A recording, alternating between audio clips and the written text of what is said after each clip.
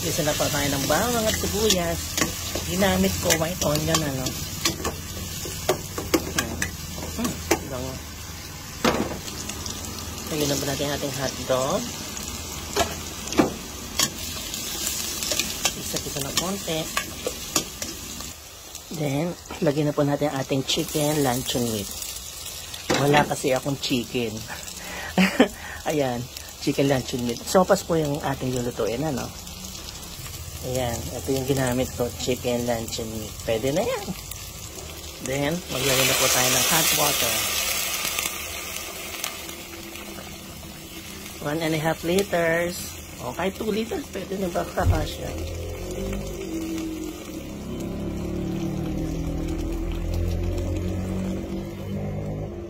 Simmer. Then, na-add natin yung ating macaroni noodles.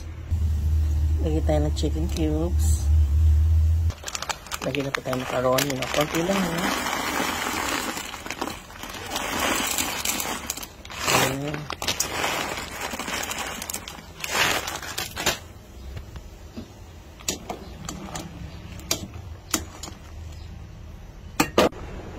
Lagyan na po natin yung ating gulay.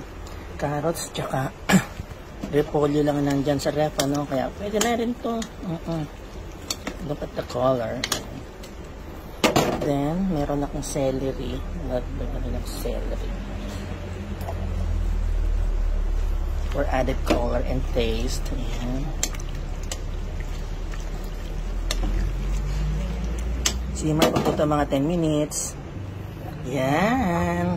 Lagyan na po natin ng garas.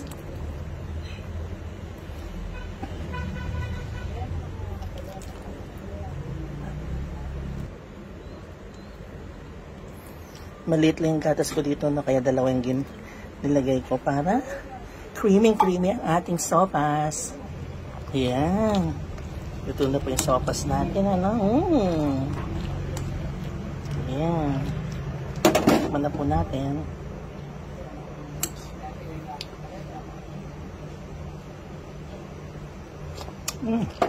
Ay, wow, ang sarap. Kain na tayo mga kagigil. Ayan na po yung ating sopas. Lagyan ko na lang garlic chips. Ay, sarap-sarap mga kagigil.